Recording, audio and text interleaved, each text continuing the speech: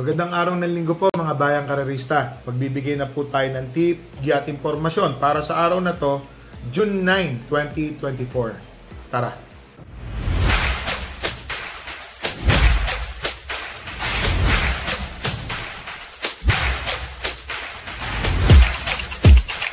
So mga bayang karerista, pinalad po tayong manalo. Ang kabayo po natin si Shining Angel. Sana ho, nakuha nyo at nagsitama po kayo mga bayang karerista. Ngayon pong araw ng linggo, ang start time po ng karera ay sa ganap na alas 2 ng hapon.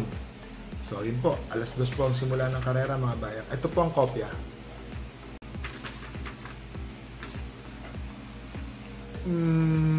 Mahirap para sa akin po ang lineup po.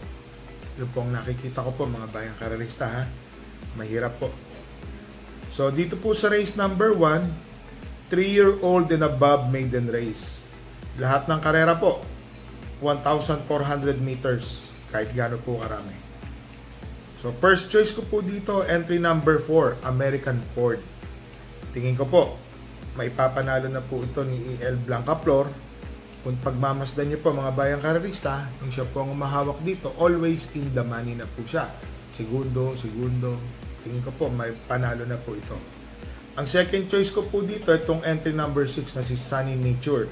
Ito pong si Sunny Nature mga bayang karerista, matuling kabayo po ito. Tingin ko po ito na po magdadala ng marcha rito ha, mga bayang karerista. Naglagay po ako ng third choice, Amor My Love. Yun nga lang ho, medyo alam niyo na, hindi natin alam pa sa ngayon kung ano po yung lagay kondisyon ng kabayo.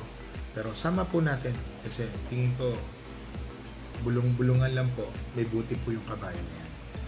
So dito po sa race number 1, first choice po entry number 4, American Ford. Second choice po entry number 6, Sunny Nature. Third choice po entry number 1, Amor My Love. Dito na tayo sa race number 2, rating 5, non-placer. First choice po entry number 3, Baywatch. Si Baywatch po mga bayang karera sa may tulin, pwedeng sumunod, may check po yan na maganda.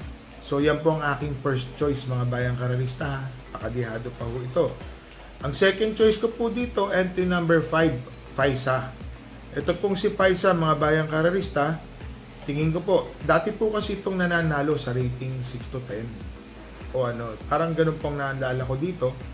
Tumitimbang po ito mga bayang karerista. Tingin ko po malaki po ang panalo. Kaya hindi po ko kumuha ng di bandera dito. Kasi nga po, 1,400 meters. Baka magkaubusan po yung uno na Winsome Maxine at yung entry number 6 na si Princess Belle. And dito na po ako kay Baywatch and Faisa. So dito po sa race number 2, first choice po entry number 3, Baywatch. Second choice po entry number 5, Faisa. Dito na tayo sa race number 3 mga bayang karerista, 11 to 15 split. 6 runners po. First choice entry number 6, Moon Island. Ito pong si Moon Island doon nakaraan. Inaasahan po yan. Na one-on-one lang po kasi siya ni Port Kennedy, mga bayang karerista eh. Medyo ganda po ng laban nila. Yun nga lang, inabutan po sa last 150 meters si Moon Island. Tumalo po sa kanya, may iinam din po. Lalo na po yung si Diamond Sky ba yun? Diamond Story. Basta po, kabayo po ni Mr. Ivan. Opo, maganda po yung tinakbo naman nito. Yun nga lang talaga, ukol na matatalo.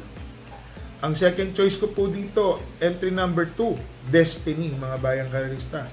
Ito po yung makikinabang. Pag nagkaroon na ulit ng killer pace dito, siya po ang makikinabang dito sa karera na to.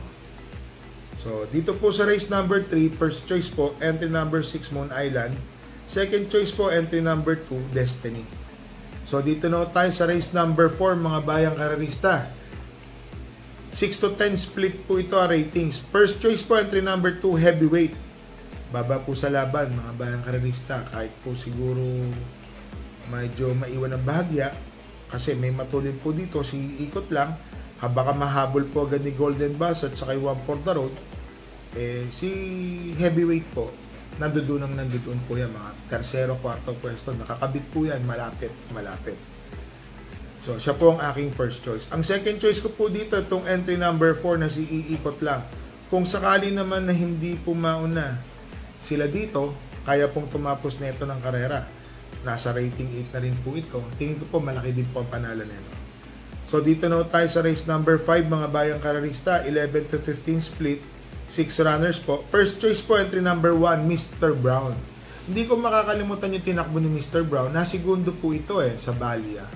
Tumatakbong gano'n. Ang galing po sumungaw agad. Then, dikit lang po sila. Nametahan lang po siya nung nanalo. Di pa maganda ang kondisyon ng truck nun. Parang malalim, buwaghag. Tumapos po ito ng 1.15. Ngayon po nag-uulan na, pipit-pit na po ang pista ng gusto. Sumisiksik, medyo matigas. So, maganda po sigurado ang ipapakita ni Mr. Brown. Siya po ang aking first choice. Ang second choice ko po dito, yung entry number 5 na si Thriller. Si Thriller po nametahan nung nakaraan. Parating ko po ng winner take all. Ay, ito po pala itong tinalo. Opo, mga bayang karerista, nung natalo po si Thriller, nung Diamond Story ba yun? Basta ito po, parang ganun po. Segundo po si Thriller. Segundo or tercerong malapit. Nagkatalo po sa segundo ng ulo, parang ganun po Yun po pagkakaalala ko po. So, siya po ang aking second choice. So, dito po sa race number 5, first choice po, entry number 1, Mr. Brown. Second choice po, entry number 5, Thriller. So, dito na tayo sa race number 6, mga bayang karerista. 34 to 39, 40 to 46 merged na ratings po ito. 8 runners po. First choice po, entry number 2, Diversity. Dan Camaniero po ang papatong. Ito pong si Diversity, galing po ito sa mga panalong malalakasan, mga stakes race. Nanalo po ito. Ang naging patong po nito noon, pagkakatanda ko, si Jeff Tagulaw Sarate. Parang ganun po, pagkakalala ko po. Horse to beat po sa akin yan.